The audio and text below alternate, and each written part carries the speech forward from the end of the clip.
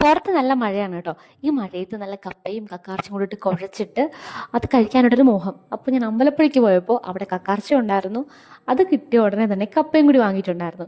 അപ്പം ഞാൻ എന്താ കപ്പയും കക്കാർച്ചും കൂടി കുഴയ്ക്കാൻ പോവാണ്. ആദ്യം തന്നെ നമ്മുടെ കക്കാർച്ചയൊക്കെ ഒന്ന് കഴുകി വൃത്തിയാക്കി ഉപ്പും മഞ്ഞപ്പൊടി ഇട്ട് വേവിക്കാൻ വെച്ചു. അതിൻ്റെ കൂടെ തന്നെ നമ്മുടെ കപ്പയെല്ലാം കൂടി വെട്ടിപ്പൊളിച്ച് ഉപ്പും മഞ്ഞപ്പൊടി ഇട്ട് അതും കുക്കറിലാക്കി വേവിക്കാൻ വെച്ചു. എന്നിട്ട് നമുക്കൊരു അരപ്പ് തയ്യാറാക്കണം. കുറച്ച് തേങ്ങാ ചിരകി എടുത്തിട്ടുണ്ട്. അതിലേക്ക് ഉള്ളി, വെളുത്തുള്ളി, ഇഞ്ചി, കാന്താരി, മുളക് പൊടി, മഞ്ഞൾപ്പൊടി, കുരുമുളക് പൊടി, ഗരം മസാല ഇതെല്ലാം കൂടി ഇട്ടിട്ട് നന്നായിട്ടൊന്ന് മിക്സ് ചെയ്തെടുത്തിട്ടുണ്ട് കേട്ടോ. എന്നിട്ട് നമുക്ക് ഇച്ചിരി വലിയ പാത്രമാണ് കേട്ടോ എടുക്കുന്നത്, കാരണം നന്നായിട്ട് ഇളക്കണമല്ലോ നമുക്ക്.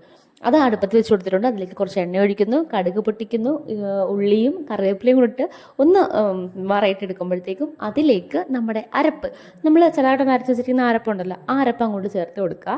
അതിൻ്റെ പച്ചമണമൊക്കെ ഒന്ന് മാറിക്കഴിയുമ്പോഴത്തേക്കും നമ്മുടെ കക്കാർച്ചി ഇവിടെ വെന്ത് വന്നിട്ടുള്ളതാണ് കേട്ടോ. അതും കൂടി ഇട്ട് കൊടുത്ത് നന്നായിട്ട് മിക്സ് ചെയ്തതിന് ശേഷം നമ്മുടെ വേവിച്ച് വെച്ചിരിക്കുന്ന കപ്പയും കൂടി ഇട്ട് കൊടുക്കുക. ഇനി എല്ലാം കൂടി നന്നായിട്ട് അങ്ങ് മിക്സ് ചെയ്തെടുക്കുക. അതിന് ശേഷം നന്നായിട്ട് മിക്സൊക്കെ ആയി കഴിയുമ്പോഴത്തേക്കും അതിലേക്ക് കുറച്ച് കറിവേപ്പിലയും കുറച്ച് മല്ലിയിലയും കൂടി ഇട്ട് കൊടുക്കുക. അടിപൊളി ടേസ്റ്റാണ് കേട്ടോ മല്ലിയിലയുടെ മണമൊക്കെ അങ്ങോട്ട് ഇറങ്ങുമ്പോഴത്തേക്കും. അപ്പോൾ നമ്മുടെ കപ്പയും കക്കാർച്ചിയും കുഴച്ചത് ഇവിടെ റെഡി ആയിട്ടുണ്ട്. അപ്പോൾ ചൂടോടുകൂടി കഴിക്കണം, അപ്പോഴാണ് ടേസ്റ്റ് കൂടുതലും കേട്ടോ. അപ്പോൾ അതാ നമുക്ക് കഴിക്കാൻ പോവുകയാണ്. അപ്പോൾ എൻ്റെ വീഡിയോ ഇഷ്ടപ്പെടുവാണെങ്കിൽ ചാനൽ സബ്സ്ക്രൈബ് ചെയ്യാൻ മറക്കരുത്. നമുക്ക് നാളെ അടുത്തൊരു വീഡിയോ ആയിട്ട് കാണാം. ഇപ്പോൾ ഞാൻ പോയി കഴിച്ചിട്ട് വരാവേ. ടാറ്റാ.